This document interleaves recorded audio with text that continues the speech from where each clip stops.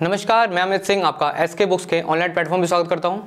आज के इस वीडियो में हम एसएससी कांस्टेबल का जो भर्ती है उसके जो टॉपिक है मैथ का उसको कंटिन्यू करेंगे। तो हमारा टॉपिक कौन सा है? हमारा टॉपिक है हमारा एवरेज का। लास्ट क्लास में हमने जो एवरेज के कंसेप्ट थे हमने वो देख लिए थे, साथ में उस रिगार्डिंग थोड़े थोड़े हमने सवाल देख लिए थे। आज क्या करेंगे? जस्ट सवाल करेंगे जिससे हमें जो पुराने कंसेप्ट हैं वो भी थोड़े रिवाइज हो जाए। ठीक है, तो एक बार स्टार्ट करने से पहले उनसे रिगार्डिंग जो बुक्स हैं वो देख लेते हैं। स्क्रीन पे आपको 3 बुक दिखाई दे रही होंगी। पहली बुक हमारी कौन सी है? एसएससी जीडी की फुल सिलेबस की बुक है हमारी। फुल सिलेबस की बुक है हमारी। इसके अंदर आपको सामान्य अध्ययन, गणित, हिंदी और तर्कशक्ति चारों सब्जेक्ट जो आते हैं आपके एसएससी जीडी के अंदर वो उनका फुल सिलेबस आपको मिल जाएगा। साथ में 2011 से लेकर अब तक के जितने भी क्वेश्चन आए उनको डिवाइड कर रखा है कैसे, चैप्टर वाइज, टॉपिक वाइज और टाइप वाइज में। साथ में आपको क्या चीज़ और मिल जाएगी, आपकी जो गणित और तर्कशक्ति के जो आपके जो क्वेश्चंस हैं उनके आपके शॉर्टकट ट्रिक्स भी आपको साथ में दे रखी हैं। और कुल मिलाकर अगर क्वेश्चनों की बात करें कि किताब में कितने क्वेश्चन हैं तो हमारे 4000 से ज़्यादा आपको क्वेश्चन आपको इसी बुक में मिल जाएंगे। और साथ में इन क्वेश्चनों की क्या है संपूर्ण व्याख्या आपको इसी बुक के अंदर दिख जाएगी। तो एक फुल तरह से आपकी फुल गाइड है आपकी ये बुक। ठीक है, आपकी एसएससी जीडी की क्या है? गाइड है, जिसमें आपको पूरा सिलेबस, उनके क्वेश्चंस और साथ में उनके आपके सॉल्यूशन भी साथ में दिख जाएंगे। सेकंड बुक है हमारी एसएससी जीडी की रिगार्डिंग भी। जैसे हमने सिलेबस तैयार किया, अब आप उसके बाद आपको जो पेपर देने जाते हो तो आपको इम्पॉर्टेंट ये है कि आप पेपर जब देने जाओ तो आपको पता हो कि पेपर आता कैसा है और हमने वो पेपर लगाया हो। तो उसी पैटर्न पे हमको बनाया हुआ हमका क्या है, पेपर सेट की एक बुक है हमारी। पेपर सेट की बुक है। इस पेपर सेट की बुक की खासियत क्या है, आपको जो पेपर है वो उसी तरह से डिज़ाइन किया है जैसे आपका पेपर आता है। चारों आपके पार्ट इसमें दे रखे हैं। टोटल कितने क्वेश्चन पेपर हैं आपके इसमें? 35 से ज़्यादा पेपर आपको इसमें मिल जाएंगे। साथ में इनका जो वीडियो सॉल्यूशन है, वीडियो सॉल्यूशन आपको मिल जाएगा। वीडियो सॉल्यूशन से फ़ायदा क्या होता है कि जब आपके आंसर लिखे होते हैं, अगर प्रिंटेड सॉल्यूशन होता है तो उसमें क्या होता है, आपको चीज़ें दिख गई कि आंसर आया है, पर ये आया कैसे वो चीज़ आपको नहीं पता चलती। और साथ में आपको कई बार शॉर्टकट ट्रिक्स अगर लगाई जाती है तो वो शॉर्टकट ट्रिक भी समझ में नहीं आती कि वो एक्चुअली लगाई कैसे, उसमें आपको बहुत टाइम जाता है। पर ऑनलाइन वीडियो सॉल्यूशन में फ़ायदा क्या होता है, एक तो आपको क्वेश्चन करने का तरीका पता चलता है, साथ में जो अगर उससे रिगार्डिंग कोई ट्रिक्स अगर साथ में है वो मिल जाती है, और एक्स्ट्रा जो नॉलेज होती है क्वेश्चन से रिगार्डिंग या उससे कुछ और मिलता जुलता कुछ भी होता है वो भी आपको चीज़ इसी बुक में उस सॉल्यूशन में दिख जाता है। तो एसएससी जीडी के हिसाब से अगर देखे जाए तो ये दोनों बुक काफ़ी इंपॉर्टेंट है। तीसरी हमारी बुक है हमारी एसएससी जीडी और एमटीएस के रिगार्डिंग पे हमारी प्रारंभिक गणित की बुक। ठीक है, ये सिर्फ टोटली डेडिकेटेड किसके लिए है? हमारी गणित के लिए, जिसे हम जो चैप्टर पढ़ रहे हैं एसएससी जीडी के लिए, तो उसका जो फुल सिलेबस है आपको इसमें दिख जाएगा। खास बात क्या है इसकी, इस बुक के अंदर आपको क्या है, इसकी जो मैथकट शॉर्टकट ट्रिक्स हैं, जो हम कंसेप्ट पढ़ते हैं उसके साथ में जो आपके क्वेश्चन लगाने के लिए जो शॉर्टकट ट्रिक्स हैं वो दे रखे हैं, उनको लगाने का तरीका है, और साथ में उनसे रिगार्डिंग जो क्वेश्चन है वो भी करा रखे हैं। ठीक है, क्या है, एसएससी जीडी प्लस एमटीएस के 2011 तक के सारे जो चैप्टर्स के क्वेश्चन हैं अब तक आए हुए हैं वो आपको इसी बुक में मिल जाएंगे। ये दोनों जीडी के हिसाब से है, ये हमारे जीडी प्लस एमटीएस के हिसाब से है। ठीक है, तो आपको एग्जाम पर्पज से ये तीनों बुक काफ़ी इंपॉर्टेंट है। तो चलो चैप्टर स्टार्ट करते हैं। तो चैप्टर में हमारे क्या है, क्वेश्चन करेंगे आज। तो पहला क्वेश्चन क्या है कि 3 के प्रथम 9 गुणजों का औसत बताना है। ठीक है, औसत हमें पता ही क्या होता है, कुल राशियाँ, कुल राशियों का योग बटे में कुल राशियाँ। ठीक है, अब 3 का गुणज बोला तो पहले क्या कहेंगे, देखो 3, 6, 9 ऐसे चलेगा, और उसने क्या है 9 गुणज बोले तो मतलब क्या पे जाके 27 में जाके रुकेगा। अब इसको करने के 2 तरीके हैं। पहला तरीका क्या है कि हम क्या करें, या तो हम सबका योग करें और बटे में 9 करके उसका योग निकाल दें। पर हमें पता है कि लगातार बढ़ रही है, देखो 3, 3, 3, तो उसके लिए हमें तरीका क्या था कि प्रथम संख्या प्लस अंतिम संख्या बटे में 2। ये भी हमारा क्या होता है, पहली और आखिरी संख्या का योग कर दो और उसका बटे में 2 कर दो, तब भी हमारा क्या आएगा, इसका औसत आ जाएगा। तो ये 30 बटे में 2, तो ये क्या जाएगा हमारा 15। दूसरा तरीका क्या है, अगर आप ये नहीं सोच पाए, देखो ये 3 है, 6, 9 और ऐसे करके हम क्या जाएगा 27 तो क्या रहा है। मैं क्या करता हूँ, 3 कॉमन ले लेता हूँ, तो क्या 1, ठीक है, ये चल रहा है 1, 2, 3 और ये कहाँ तक जाएगा 9 तक। ठीक है ना, 3 एकम 3, 3 दूनी 6, 3 3 9 और 3 9 27। ठीक है, अब मुझे क्या इसका योग निकालना है, इसका वो निकालना है औसत, पहली प्लस आखिरी संख्या, तो क्या 1 + 9 10 बटे में 2, जो 2 आएगा तो ये जाएगा 5, इससे क्या आ गया मेरा, इससे भी उधर क्या आ गया मेरा 15। तो इससे करो या इससे करो, या हमारा जो बेसिक मेथड है किसका औसत का क्या है, कुल योग, ठीक है, बटे में कुल संख्या। क्लियर है क्या? तो उससे करो। और ये उनमें क्या होगा, हमने बस क्या था, जब अगर लगातार बढ़ रही हैं, अगर लगातार बढ़ रही है तो उसमें सिंपल क्या होना है, पहली संख्या प्लस आखिरी संख्या बटे में 2। तो इससे भी किया हमने, इससे किया, 2 उत्तर क्या है हमारा 15। तो ऑप्शन क्या हो जाएगा, ऑप्शन डी। ठीक है, अगला देखेंगे। नए भारत में सरकारी नौकरियां 100% भ्रष्टाचार रहित है। विद्यार्थी अपनी योग्यता के ही माध्यम से सरकारी नौकरियां प्राप्त कर सकते हैं। छात्रों में कुछ जुनून, आपका कठोर परिश्रम ही आपको सरकारी नौकरियां प्राप्त करा सकता है। क्योंकि आप जब बाहर निकलते हो तो आपको छात्र बहुत दिख जाएंगे, साथ में आपको कोचिंग बहुत दिख जाएंगी, बस एक ही माध्यम है, वो है आपका कठोर परिश्रम, आपकी योग्यता, जो आपको सरकारी नौकरियां प्राप्त करा सकती है। ऑफलाइन कोचिंग सबसे उत्तम होगी, क्योंकि यहाँ पर आपको क्या है, एक एटमॉस्फेयर, पॉजिटिव एटमॉस्फेयर मिलता है, जो कि आपको केवल पढ़ाई पे ध्यान दिलवाता है, साथ में आपकी रोज की दिनचर्या से अलग होता है। साथ में अध्यापकों से आपका संपर्क बना रहता है, जो आपके डाउट क्लियर करने में हेल्प करता है। जब आप ऑफलाइन कोचिंग में होते हो तो आपको साथ के जो आपके आसपास के जो छात्र हैं, वो भी आपको एक कंपटीशन की एक पॉजिटिव फीलिंग देते हैं। आपको पता चलता है कि लोग कितनी तैयारी कर रहे हैं और आप कहाँ स्टैंड कर रहे हैं। ठीक है, आपकी अगर वहीं अगर हम बात करें ऑनलाइन कोचिंग की, तो ऑनलाइन कोचिंग में क्या होता है, आप अपने हिसाब से जो भी आप काम करते हो अपने हिसाब से करते हो, चाहे वो क्लासेस लेना हो, चाहे टेस्ट लेना हो, चाहे आपको पढ़ना हो। वहीं अगर हम जब आप बात करते हैं ऑफलाइन कोचिंग की, ऑफलाइन कोचिंग का क्या फ़ायदा हो जाता है, आपको आसपास एक तो छात्र दिखता है, आपको पता चलता है कौन कितना परिश्रम कर रहा है, कौन कितनी आपकी योग्यता है, कौन कहाँ पर स्टैंड कर रहा है। साथ में एक टाइम टेबल बना होता है कि रोजाना कौन सी क्लासेस लगेंगी, कब टेस्ट होगा, सब कुछ होगा। साथ में आपका इन जो टीचर्स हैं और आपके जो साथ के जो विद्यार्थी हैं, उनसे आपका कॉन्टैक्ट बना रहता है। वो क्या मदद करते हैं आपके, अगर पॉजिटिवली बात करें तो वो मदद करते हैं आपके डाउट्स क्लियर करने में, आपके जो टॉपिक्स हैं उनको क्लियर करने में। ठीक है, क्योंकि चाहे आपको वो लगे वो डाउट सिली है या चाहे उतनी इंपॉर्टेंस उसकी है नहीं, पर वो आपको डाउट क्लियर करना ज़रूरी है। क्योंकि अगर आप ऑफलाइन जाते हो तो आप टेलीग्राम, व्हाट्सएप या कमेंट सेक्शन में जाके आप अपने डाउट्स क्लियर करते हो और वो डाउट इतनी क्लियर सही से नहीं हो पाता है। अगर हम बात करें ऑफलाइन कोचिंग में, तो आपका संपर्क टीचर से फेस टू फेस रहता है, तो आप अपने डाउट क्लियर कर सकते हो। अगर आप चाहे क्लास में नहीं कर पाते हो तो आप बाहर क्लास के बाद हाँ वो डाउट क्लियर कर सकते हो, पर आपके डाउट वो क्लियर हो पाता है। अगर आप टीचर से भी नहीं कर पाते हो तो आपके जो साथ के जो विद्यार्थी हैं, आप वो भी आपके डाउट क्लियर करवा पाते हैं। ठीक है, तो अब इस चीज़ को ध्यान को रखते हुए आपके लिए सबसे उपयुक्त क्या रहेगा कि आप एक अच्छे इंस्टीट्यूट से तैयारी करें, जिससे आपको कहीं और बाहर जाना ना पड़े। वहाँ पे आपकी डाउट सेक्शंस भी हों, आपकी क्लासेस भी हों, साथ में आपके टेस्ट भी लगातार एक रेगुलर टाइम पे लगते रहे। टाइम टू टाइम आपका सिलेबस कंप्लीट होता रहे, कि ऐसा ना हो कि आप क्लास तैयारी 6 महीने की और वो सिलेबस 8 महीने जा रहा हो। तो एक अगर आप अच्छे इंस्टीट्यूट से आप तैयारी कर रहे हो तो आपको टीचरों की क्वालिटी अच्छी मिलेगी, आपका जो टाइम टेबल होगा, जो शेड्यूल होगा सब्जेक्ट का वो होगा, और साथ में आपके टाइम टू टाइम आपके क्या रहेंगे, टेस्ट लगते रहेंगे। तो उसके लिए सबसे इंपॉर्टेंट क्या है कि आप एक अच्छे इंस्टीट्यूट से तैयारी करें। हमारी संस्था में हॉस्टल है, जहाँ पे विद्यार्थियों को कठोर अनुशासन का पालन सेना के रिटायर्ड अधिकारियों की देखरेख में करवाया जाता है। यहाँ पे विद्यार्थियों को स्मार्टफोन रखने की अनुमति बिल्कुल नहीं होती है, क्योंकि स्मार्टफोन से आपको क्या होता है, एक डिस्ट्रैक्शन होता है।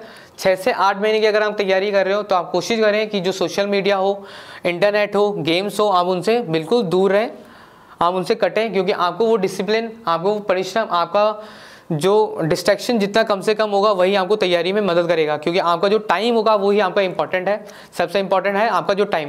क्योंकि दिन में आपके पास उतना ही टाइम है, वो हर विद्यार्थी के पास है। अब अपना टाइम आप कहाँ दे रहे हो वो इंपॉर्टेंट है। तो जो हम चीज़ आपके लिए कर सकते हैं वो है आपका स्मार्टफोन से आपकी दूरी।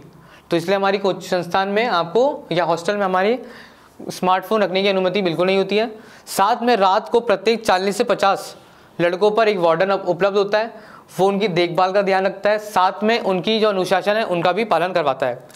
पढ़ाने के लिए हम सक्षम अध्यापकों की एक टीम एसके बुक्स के लेखक श्री राम सिंह यादव के नेतृत्व में करवाई जाती है। साथ में उन्हीं के नेतृत्व में हमारी जो टीम है वो सिलेबस बनाती है, टाइम टू टाइम उनका जो टेस्ट होता है वो डेवलप होता है। हम हर विषय जो एसएससी जीडी में भर्ती के लिए महत्वपूर्ण है उसको हम विस्तार से हमारे ऑफलाइन सेंटर में पढ़ाते हैं। हम ऑफलाइन सेंटर में उन सवालों पे अधिक महत्व देते हैं जो एसएससी जीडी में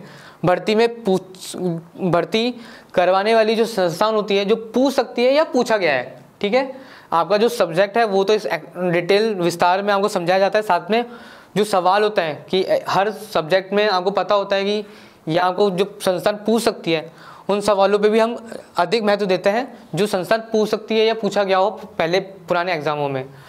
रेगुलर मीडियम पे आपके टेस्ट कराए जाते हैं, और टेस्ट के माध्यम पे हम आपके जो कमज़ोर विषय हैं उनकी जानकारी लेकर आपको एक्स्ट्रा भी पढ़ाई कराई जाती है, आपको एक्स्ट्रा क्लासेस भी दी जाती है।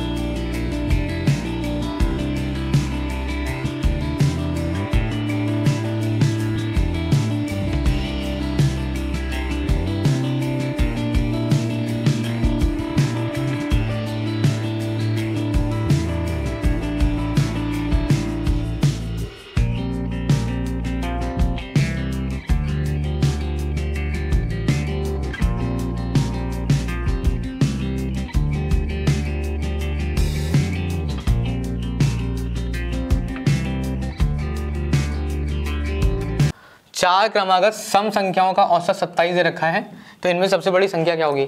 अब देखो उसने क्या देखा है, यहाँ पे सम दे रखा है और चार क्रमागत दे रखी है, ठीक है। तो उसका औसत हमारा क्या है, 27 दे रखा है। जब चार होती हैं तो हमको दो उनको बराबर बांटेंगे, तो दो इधर और दो इधर, ऐसा था ना, 1 2 और 1 2। तो हमारी जो औसत आएगा वो कहाँ आएगा, ये आएगा, और वो औसत क्या दे रखा है, 27। और लगातार क्रमागत है, क्या है हमारे क्रमागत सम संख्या है। तो इससे अगली वाली सम क्या है, 28 है, इससे छोटी वाली क्या है, 26 है। इसके बाद सम कौन सी आएगी, उससे पहले 24, इसके बाद सम कौन सी आएगी, 30। तो उसने अब पूछा क्या है कि इसमें सबसे बड़ी संख्या कौन सी है, तो हमारी सबसे बड़ी संख्या क्या आएगी, 30, ठीक है। तो उत्तर क्या जाएगा, ऑप्शन सी 30, ठीक है ना। औसत अगर सम दे रखा हो तो ये होता है, अगर मान लो उसने क्या दे देता था कि ये देता हमारी 5 क्रमागत दे देता, तो क्या होता था, जैसे 5 दे देता और उसका तो 24 26 28 30 और 32, ठीक है। तो औसत क्या होता था, 28 हो जाता। तो औसत क्या होता था, 28 हो जाता। और फिर पूछता तो 32 हमारी सबसे बड़ी, सबसे छोटी 24, क्योंकि बराबर औसत क्या करता है, बराबर हिस्सों में उसको बांट देता है। तो यहाँ पे अगर करोगे तो यहाँ पे बराबर 2 यहाँ चले गए, 2 यहाँ चले गए, सेम इधर क्या करा, 2 इधर चले गए और 2 इधर चले गए। क्लियर है, आगे बढ़ेंगे। क्या कह रहे हैं, गणना करने पर 12 छात्रों के अंक आए हैं 40, ठीक है। 12 छात्रों के अंक आ रहे हैं, औसत अंक 40 आ रहे हैं, ठीक है। लिख लेते हैं एक बार, 12 छात्रों के औसत अंक आ रहे हैं हमारे 40। फिर क्या बोल रहे हैं, लेकिन बाद में ये पता चला कि गलती से 54 की जगह क्या लिख दिया, 12, तथा एक छात्र के 50 की जगह 74 लिख दिया। तो आने 54 थे, कितने लिख दिए, 42। तो कितने का कम हुआ, यहाँ पे -12 कर दिया, ठीक है। और दूसरे के 50 आए हैं और लिख कितने दिए, 74, ठीक है। 54 आने थे, 42 लिख दिए, तो 12 का माइनस हो गया। और 50 आने थे, 74 लिख दिए, तो कितने का आ गया, 24 का आ गया। तो कुल अगर देखें कितने का अंतर आ रहा है, तो कुल आ रहा है 12 का, मतलब 12 नंबर अधिक जोड़ दिए गए हैं। 12 नंबर क्या कर दिए, अधिक जोड़ दिए गए। तो हमें क्या करना है, औसत सही लाना है। तो हम क्या करेंगे, औसत को बराबर लाएंगे। तो हम क्या करेंगे, देखो पुराना औसत क्या है हमारा 40 का, ज़्यादा जोड़ दिया गया, हमें कम करना है, माइनस। तो 12 जोड़ा गया है एक्स्ट्रा, पर कितने जोड़ों में जोड़ा गया है, 12 लोगों में, तो बटे में 12। तो याद आएगा 40 - 1, ये 1 हो जाएगा। तो नया औसत याद आएगा हमारा 39। तो उत्तर क्या जाएगा, ऑप्शन डी, ठीक है। भाभी देखेंगे 54 आने थे, गलती से 54 की जगह क्या जोड़ दिए, 42 लिख दिए, ठीक है। तो 54 की जगह 42 तो मतलब कम लिख दिए, कितना कम लिखा, 12 कम लिख दिया। 50 आने थे, 74 जोड़ दिए, तो कितना ज़्यादा लिख दिया, 24 ज़्यादा लिख दिया। अगर ओवरऑल कुल देखें तो कुल कितने ज़्यादा, 12 कुल ज़्यादा लिख दिए। और हमें करना क्या है, हमें मतलब औसत क्या हुआ है, मतलब अगर ज़्यादा जोड़े तो मतलब औसत बढ़ेगा, औसत बढ़ेगा। फिर हमारा नया सही औसत निकालना है, तो सही औसत क्या होगा, कम आएगा, क्योंकि नंबर ज़्यादा जोड़े। अगर कम जोड़ा था तो ज़्यादा आता। पर नंबर क्या होगा, हमारे अंक ज़्यादा जोड़ दिए हैं तो औसत गिरेगा। अब कितना गिरेगा, तो 40 तो पुराना था ही, अब कितने नंबर आए, 12 नंबर अधिक हैं, और वो कितने लोगों में बटे हैं, वो 12 नंबर 12 छात्रों में, तो 12/12, तो यहाँ से 1 आया, तो 40 - 1 बराबर क्या हो गया, 39। तो नया औसत क्या है हमारा, 39, ऑप्शन डी। ठीक है, अगला देखेंगे क्या कह रहा है कि यदि 18, 15, x, 22, 28, 31 इन सब का औसत क्या दे रखा है, 21, तो x का मान क्या करना है, तो सीधा सीधा क्या है, x का मान निकालना है, तो सबका औसत निकालेंगे। पहले तो औसत निकालने का तरीका क्या है, देखो 21 बराबर सबका योग 18 + 15 + x + 22 + 28 + 31। अब ये कुल कितनी संख्या है, कुल कितनी संख्या है, 1 2 3 4 5 6, तो नीचे बटे में 6, तभी तो औसत आएगा।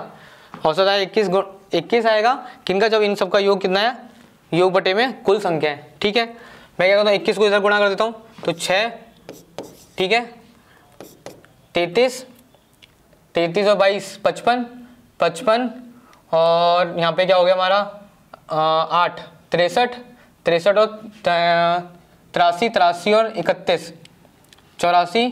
देखो एक बार लिख लेते हैं, 8 5 13 और 2 15 और 8 23 और 1 24। ठीक है, 4 2 गहरी 3 4 5 6 7 8 9 10 11। ठीक है, तो हमारा क्या है ये प्लस x। ठीक है, तो x निकालना है यहाँ से, तो क्या जाएगा 126 - 114, तो x की संख्या क्या देगी हमारे यहाँ से निकालेंगे तो 12, तो x आया मेरा कितना 12। जैसे ही x जोड़ेंगे तो हमारा कुल औसत कितना जाएगा हमारे सबका 21। ठीक है, तो ऑप्शन कौन सा जाएगा, ऑप्शन डी। ठीक है, आगे बढ़ेंगे।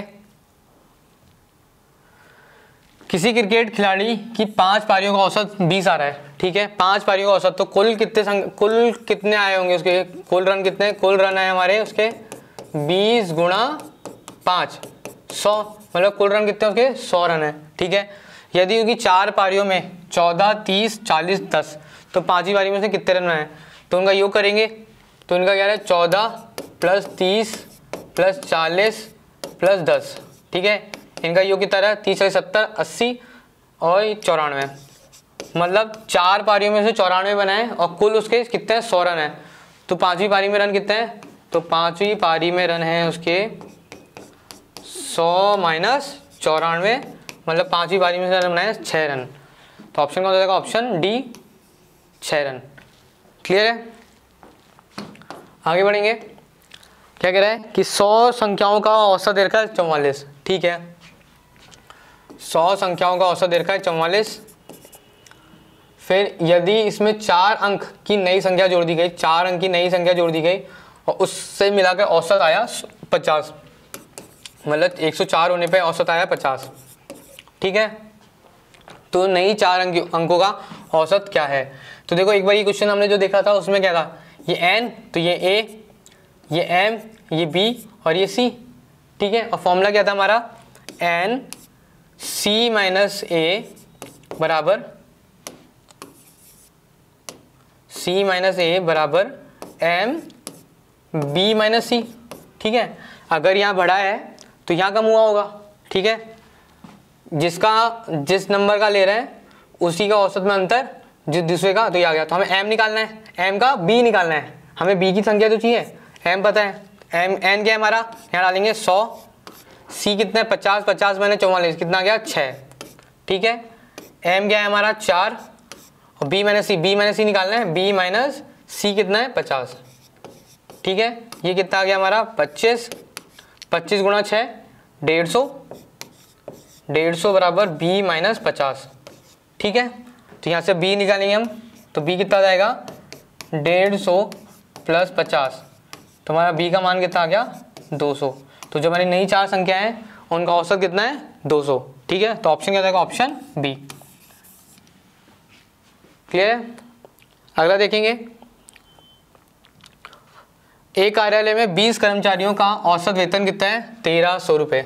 20 का कितना औसत वेतन है 1300 रुपये।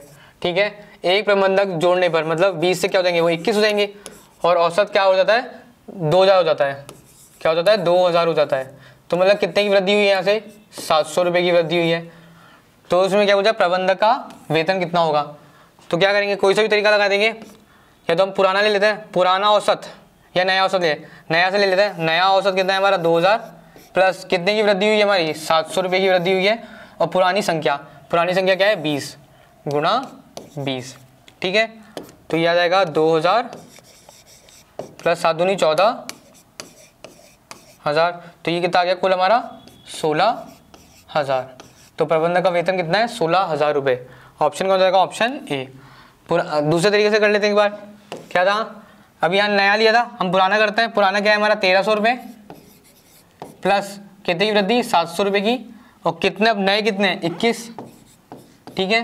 तो 1300, ठीक है 1300 प्लस 7 ये 7 7 दूनी 14 और ये 0, इससे जोड़ेंगे तो इससे भी कितना आ रहा है हमारा 16,000 रुपये।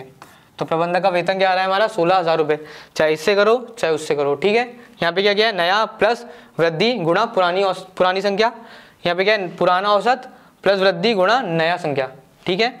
दोनों से उत्तर क्या आ रहा है हमारा 16,000 रुपये प्रति माह, ठीक है। आगे देखेंगे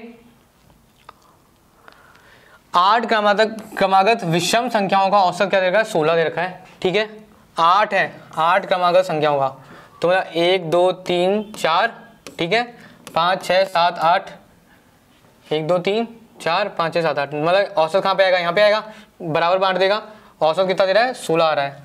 और इसने क्या बोला विषम संख्या है, तो उनकी सबसे बड़ी संख्या क्या होगी, अगेन इसके आगे वाली विषम क्या होगी 17, फिर अगली क्या है 19, फिर क्या है 21 और फिर क्या है 23। तो हमारी सबसे बड़ी विषम संख्या क्या हो जाएगी 23, ठीक है। अगर सबसे छोटी की बात करें तो 15 13 11 और 9, तो सबसे छोटी 9 है, सबसे बड़ी क्या है 23। तो सही उत्तर क्या जाएगा ऑप्शन सी। क्लियर है। आगे देखेंगे 40 लड़कों का औसत भार 89 ग्राम है, 89 किलोग्राम है। 40 का कितना है 89। उसके बाद क्या बोल रहे हैं अध्यापक का भार जोड़ने पर 1 किलोग्राम से बढ़ जाता है। अध्यापक का भार जोड़ा तो मतलब लोग कितने हो गए 41 हो गए, और कितने से वृद्धि हो जाती है 1 से, ठीक है। तो मतलब कितना हो गया होगा 80 हो गया होगा। तो उसने बोला अध्यापक का भार कितना होगा, ठीक है। कोई सा भी लगा लेंगे।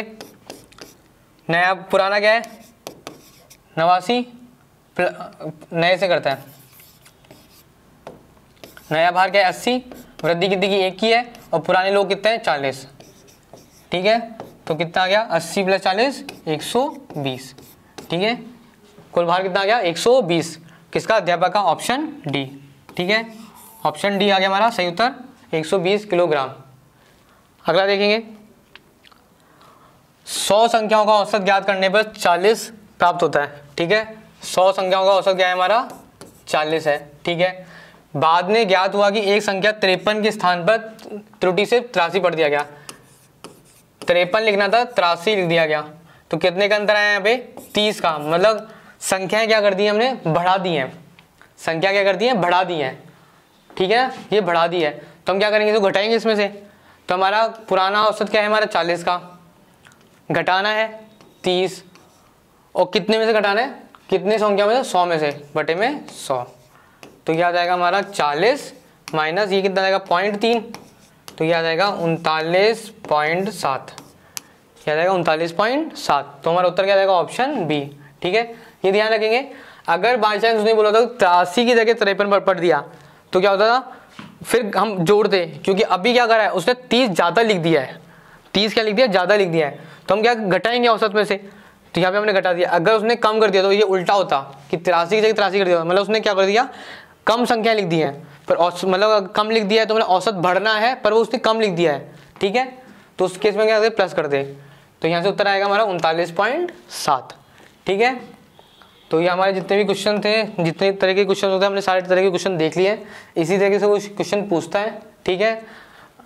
चाहे वो आपके अध्यापक का भार हो, टीचर का भार हो, या पारिवारिक का हो, हर तरह की जो हमने टाइप हो सकते थे हमने तरह के क्वेश्चन कर लिए हैं। उससे थोड़े हम क्वेश्चन और साथ में जो क्वेश्चन से हमने फर्स्ट पार्ट में भी देख लिए थे विद टॉपिक। अगर जैसे आपको यहाँ चीज़ समझ में नहीं आई कि आया कैसे फॉर्मूला या ये चीज़ करी कैसी, तो ये हमने फर्स्ट वीडियो में हमने टॉपिक के साथ कर दिया है, तो वहाँ से आपको वो चीज़ क्लियर हो जाएगी। और उसके बाद आप जब सेकंड वीडियो का करोगे ये जो क्वेश्चन है तो हमके और कंसेप्ट क्लियर हो जाएंगे, ठीक है। तीनों बुक मैंने स्टार्टिंग में आपको समझाई दी थी। ये हमारी किसके लिए SSC GD के लिए, ठीक है। ये हमारी गाइड हो गई, ये हमारा पेपर सेट हो गया, और ये हमारी सिर्फ मैथमेटिक्स के लिए टोटली डेडिकेटेड बुक है, अगर आपको मैथमेटिक्स के कंसेप्ट और रिफाइन करने हो, ठीक है। तो अगर आपको ये तीनों बुक्स ऑनलाइन चाहिए तो इसका लिंक डिस्क्रिप्शन बॉक्स में दे रखा है। अगर ऑफलाइन चाहिए तो आप कमेंट सेक्शन में जाके बताएं कि आप कहाँ से हैं, जिससे आपको ये हम बता सकें कि नियर बाय आपको ये बुक कहाँ से अवेलेबल हो पाएगी, ठीक है। वीडियो को लाइक करें, चैनल को सब्सक्राइब करें, और जो आपका वीडियो से रिगार्डिंग जो भी फीडबैक है आप अपना फीडबैक जरूर दें, क्योंकि आपके फीडबैक से हमें पता चलेगा कि हमें कहाँ और इम्प्रूवमेंट करना है, क्वेश्चनों की क्वांटिटी बढ़ानी है या क्वेश्चनों की क्वालिटी बढ़ानी है, कि आपको कहाँ चीज़ समझ में आई, यस आई है तो और हम क्या चीज़ें कर सकते हैं, ठीक है। अगर आपको अच्छा लगा है तो भी बताएं, नहीं लगा है तो भी बताएं, ठीक है। पर अपना फीडबैक जरूर दें, क्योंकि आपके फीडबैक से ही हमें क्या होगा, पता चलेगा कि आपकी ये चीज़ें आप तक पहुँच पा रही हैं, कि जो मैंने चीज़ें आपको समझाई हैं वो आप तक पहुँच पा रही है कि नहीं पहुँच पा रही है, ठीक है। और आपकी आप तैयारी करते रहें, चैप्टर को क्लियर करते रहें, आपके जो क्वेश्चंस हैं उनको करते रहें, क्योंकि टाइम टू टाइम वीडियो डलते रहेंगे। चैनल से जुड़े रहेंगे तो आपको जो आपके सारे जो टॉपिक हैं, सिर्फ मैथ नहीं, आपकी जो बाकी टॉपिक हैं उनसे रिगार्डिंग भी आपको वीडियोस मिलते रहेंगे, ठीक है। तो तब तक के लिए धन्यवाद, जय हिंद।